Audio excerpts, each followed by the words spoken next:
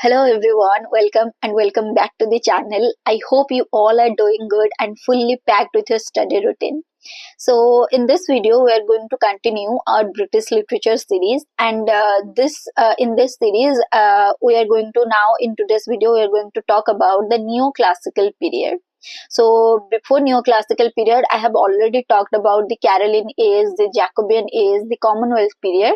If you all haven't watched that video, please go and check the full British literature series. It will be very much beneficial for you. So in today's video, we are going to continue our series with the neoclassical period, where this period is considered as the most transformative periods in the literary history, that is the neoclassical age. And why it's called neoclassical age, we are going to learn as we move forward in our video. And this neoclassical age was also known as the age of reason or the age of enlightenment. And this era profoundly shaped the literature, art and thought across Europe. So without much further delay, let's dive into our video and learn many more things about the neoclassical period. Okay, so let's first understand what neoclassical age is. So this neoclassical period spans from 1660 to 1798. This period was also known as the Age of Enlightenment or the Age of Reason. So the neoclassical age, as we learned, spanned from 1660 to 1798, and it was a time when religion, order and intellect became the cornerstone of the society. This period followed the turbulence of the English Civil War, that we talked about English Civil War in the Commonwealth period. So, after Commonwealth period, is neoclassical period came into being. So, this is a time when religion, order, and intellect became the cornerstone of the society. So, this period followed the turbulence of the English Civil War and the restoration of the monarchy under Charles II. So writers and thinkers of this era sought to emulate the classical ideals of ancient Greece and Rome, whose works are based on harmony, balance and decorum. And also this age is divided into three key phases. The first phase is the Restoration age, which spans from 1660 to till 1700. Next we have the Augustan age, which spans from 1700 and it continues till 1750. Next we have the Age of Sensibility, which continues from 1750 to 1798, which also paved the way for the Romanticism. So as we'll move forward in our video, in this video only I'm going to talk and give some heads up about each age, but I'm going to create some separate videos for each age, as the Restoration age, about Augustan age, the Age of Sensibility. I'm going to make separate videos for them where I'll explain every details, but in this video I'll be only talking about I'll only be giving some briefs about these ages and about some of the characteristics and major writers of the whole neoclassical period. So now let's learn briefly about some of the key features of the neoclassical age. So as we know that the neoclassical age, it was a time when writers and thinkers turned to ancient Greek and Roman classics for some inspiration, which focuses on balance, harmony and decorum in their works. So what defined this era? Let's dive into its key features. The first is it was the imitation of the classics. As we learned, this is the imitation of the classics. So it has to be a major and key feature of the neoclassical period. So this period was heavily inspired by the classical literature.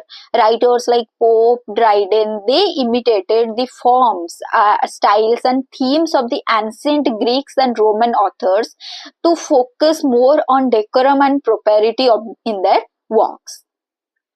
Next, if we talk about the region and rationality, it was also considered a major feature of the neoclassical period. So, the neoclassical age was guided by religion and intellect. Writers believed that emotions should be controlled by logic and that human nature could be studied and improved through some rational thought. For example, we learn about some writers like John Dryden or Alexander Pope. So as I'm giving you a short example, like Alexander Pope, who belonged to this period, as he was a writer of this period, he imitated the Greeks and classics. So he, in his work, he gave, I'm explaining a quote from his work, that is, a little learning is a dangerous thing. As I said, this neoclassical age was guided by reason and intellect. They believed that emotions should be controlled by logic and the human nature. So, you can guess from this quote that a little learning is a dangerous thing, how it explained the reason and rationality of this period. Next, we talk about satire and social commentary. So, satire was a dominant literary form during this period of time. So, writers used humor and wit to critique some human follies, political corruption, and societal norms. For example, Jonathan Swift's A Modest Proposal or Pope's The Rape of Locke are some perfect example of some satirical work. Next, if we talk about some structured forms like order, balance, and decorum. So, order and balance were central to neoclassical literature. Writers believed that while adapting to rules and structure, both in life and art, it is very much essential. And poetry during this era often followed some strict forms such as heroic couplets to maintain the harmony and clarity. And in the last, if we talk about the didacticism, so what is didacticism? So another key feature was didacticism, meaning literature was created to instruct and educate while also it entertains us. So what is didactism? So didactism makes the literature, makes that it shows us that literature was created to instruct and educate while also it entertains us. So writers aim to improve the society by teaching some moral and ethical lesson throughout their works. Next, if we talk about the whole neoclassical period, one of the most key feature we can say that it focuses on urbanity and it also focuses on society. So neoclassical writers were deeply concerned with the social behavior, etiquette, and urban life. And their works also often depicted the intricacies of human interaction, especially within the upper classes. So, if we talk about, in summary, if we summarize this whole features of the neoclassical period, the neoclassical age celebrated reason, balance, and the pursuit of knowledge. And through satire, structured forms, and moral lesson, it left an enduring legacy on the English literature. So now let's talk about some of the literary establishment of this neoclassical period, as it was considered to make some way for the modern literature and criticism. So this Royal Society was formed in 1660. Majorly, it was said to be established on 1660. So this Royal Society was formed during the Enlightenment period, a period in Europe. So this Enlightenment period was in Europe between the 17th to 18th century, when people challenged some ideas based on faith. So this Royal Society was formed, or we can say it was a major intellectual hub that promoted some scientific thought and literary development to influence some rational themes in literature. So, as we know, the neoclassical literature was intellectual and it focuses on logic and common sense. So, this Royal Society was formed to promote some scientific thought and literary development to influence the rational theme in people's mind. Now, if we talk about the theatre's restoration, as we talked in the Commonwealth period, that theatres were being closed during the Civil War. So, theatre has been restored by 1660. We can say that theatre was restored. So the reopening of theatres happened in 1660, and it also led to the revival of English drama, especially the comedies of manners that we are going to talk in the Restoration age. So this restoration of theatre helped to revive the English drama that has declined in the Commonwealth period. So it helps to revive the English drama. Next, we are going to talk about the growth of periodicals and essays. So, speaking of periodicals or essays, the neoclassical age witnessed a boom in journalism and essay writing, we can say. This was an era where when publication like the Tatler, the Spectator, they emerged to bring literary criticism, satire, and commentary on everyday life to a growing middle class audience. So we can say that Addison and Stilley, Joseph Addison and Richard Stilley, they are the pioneers of this form. They aimed to educate and entertain the readers. And their work also laid the foundation for the modern essay, blending it with moral lesson. Next, if we talk about the literary clubs and coffee houses, so literary clubs and coffee houses or societies also became prominent during this era. So the most famous of these was the Scriblerus Club, founded by writers like Jonathan Swift, Alexander Pope, John Gay. Their goal was to satirize the societal follies and promote some literary excellence. So such collaboration strengthened the bonds between the writers, and also it helped to elevate the quality of literary output during this period of time.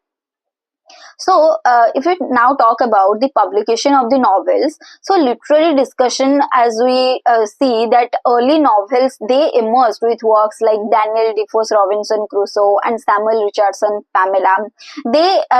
These are, we can say, these are some of the earliest novels of the whole neoclassical period, or the rise of novel happened with them. So also we can say that the rise of publishing industry has gained prominence in this period. So the neoclassical age also marked the rise of the modern publishing industry, the expansion of the printing presses, the growth of the public literacy. They created a demand for books, essays, and periodicals. Writers, as I discussed, writers such as Daniel Defoe, Jonathan Swift, they capitalized on this by producing some works or novels, we can say, that appeal to a broader audience, cementing the role of literature in the public life. Also, we can say that during this period of time, patronage. What is patronage? Patronage played a significant role in the career of writers. Like wealthy individuals and noble families, they often supported the poets, playwrights, essayists financially in exchange for their dedication or praise in their works. So, however, as public readership grew, as we talked about, writers like Alexander Pope began to rely less on patrons and more on the commercial success of their works to signal the rise of professional authorship. So, these are some of the major literary establishments that you need to understand, because they also ask question like clubs and coffee houses were most prominent during which period. So you need to understand about the features also, because in GATE exam or PGT exam or even in NET exam, we can see that they are asking based questions. We can say they are asking question based on the theory. So it's very much important to remember or to understand about the whole history behind a particular age, and only after understanding this whole concept we can move forward to the writers to remember them in a very much better way. Now let's move forward and talk about some of the major conflicts and themes of the neoclassical age. So the neoclassical age, first if we talk about the moral decay versus the rational order, so the neoclassical age showcased a tension between the moral decay and the pursuit of the rational order. So this period's moral decay was evident in the indulgence, extravagance, and corruption of the Restoration Society, as seen in the works or in some satirical works of this period. So these works, they critique the hypocrisy and the declining ethical standards of that time. Conversely, if we talk about the Enlightenment age, this emphasized on the rational order, promoting to logic, balance, and structure in life and art. Writers like Alexander Pope, Dryden, they championed the ideals of harmony and reason. So their work stressed on more on the humanity's place in a well-ordered universe. So this is a conflict between the declining morality and the intellectual pursuit of reason that was being defined the cultural and that defined the cultural and literary dynamics of the era. So now, as we move forward and talk about the class conflicts, so a neoclassical age saw a growing divide between the aristocracy and the emerging middle class. So this class struggle or class conflict became a recurring theme in the literature. So while restoration comedies William Congreve's The Way of the World, they satirize the extravagance of the upper classes, and in reverse, if we talk about the periodicals like the Tatler, the Spectator, they addresses the concern of the middle class, promoting values like morality, industry, and social decorum. So it was an era, we can say it is an era of class conflicts. Next, if we talk about some of the political satire or the satirical and social critique, so satire become a powerful tool for addressing some societal conflicts and human follies.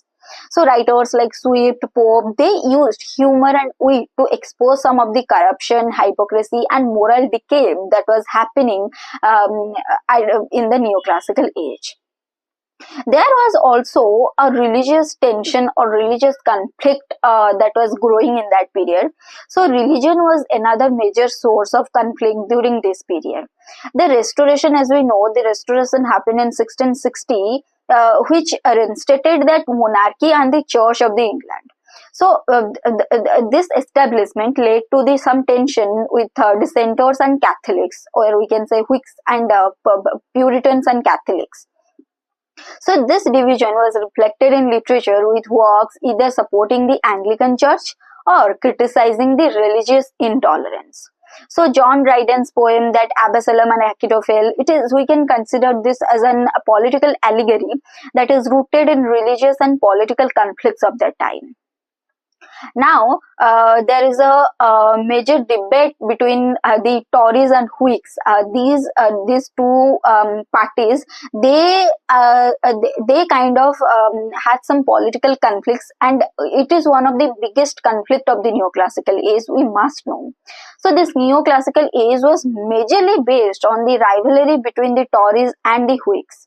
So these two political factions, they defined this era's governance and they deeply influences literature. How? Let's learn. So the Tories, they represented the aristocracy, the church of the England, and conservative values. So the Tories, they represent the aristocracies, the church of the England, and they had some conservative values. They believed in a strong monarchy and traditional societal structure. But as compared to the Tories, on the other hand, the Whigs, they championed the rights of the parliament, religious tolerance, and a progressive approach towards governance. So we can say that Tories was the King's party, they were conservative and they were Anglican, they majorly focused on the church. And Whigs, they represented by the rising middle class, we can say they are the Puritans or Protestant, we can say they are the Protestant church. So the Whigs championed the rights of the parliament, religious tolerance, and a progressive approach towards the governance. So these are some of the major conflicts and themes that we must know about the neoclassical period. So now let's learn about some of the key developments of this period. So as I talked earlier, that this period was saw the rise of the novel. So it was a period where emergence in the novel sector happened. So early novels like Daniel Defoe's Robinson Crusoe, Samuel Richardson's Pamela, these novels, they catered to the growing middle class leadership. Now, if we talk about the development in the satirical poetry, the rise of satire happened in this period, we learned. So, writers like Jonathan Swift, some works, Alexander Pope, some works, they use satire to critique some societal corruption, moral decay, and the political hypocrisy.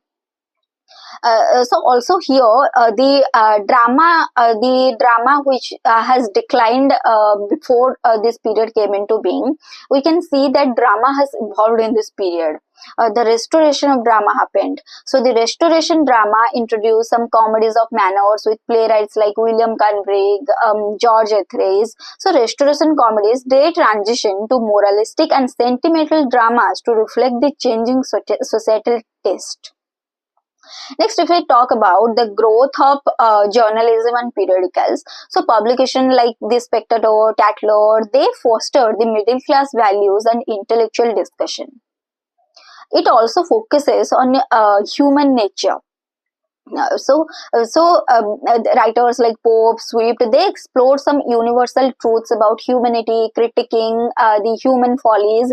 So majorly these works are based on they has a focus on human nature.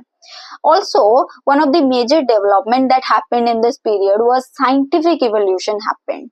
So as we discussed that the major key feature this period has that it focuses on why these things happened, like it focuses on religion, logic. So scientific evolution also happened through Copernicus, Galileo, also Newton, who discovered the laws of gravity, motion, and they created a new branch of mathematics. So these are some of the key developments we should know about this period. So, at the starting of this video, I already talked that this neoclassical age was divided into three sub-periods that majorly describe the whole idea of the neoclassical age. So, let's first talk about the Restoration age. So the Restoration age was from 1660 to 1700. So the Restoration age began with the return of Charles II to the throne in 1660. So it was marked by a revival of theatres which has been closed during the Puritan era, and also it saw the rise of Restoration comedy, known for its wit and satire. For example, we can talk about William Wycherley's The Country Wife. This comedy of manner, or the Restoration comedy, has some key themes that it has some key themes like indulgence, satire, political instability, and these themes we can see they are incorporated or reflected in works like John Dryden's work, Alexander Pope's work, Samuel Butler's work, William Congreve, Arthur Bain. These are some of the major writers of the Restoration period. Next, we have the second period, that was the Augustan age. So this Augustan age spanned from 1700 to 1750. So this age was known as the age of reason, because this period emphasized the order, rationality, and some classical ideals. So it was dominated by satirical writers like Alexander Pope, Jonathan Swift, who critiqued some societal flaws. Periodicals like Spectator by Joseph Addison, Richard Steele, so many periodicals, they reflected the middle class values. So this Augustan age was named after Emperor Augustus, reflecting a time of literary excellence, and they imitated the classics. So major themes we can talk about: satires, urbanity, political commentary. They became prominent in this period, and some of the notable writers like Alexander Pope, Jonathan Swift, Joseph Addison, Richard Steele, Daniel Defoe. These are some of the major writers of the Augustan age. Next, we have the age of sensibility.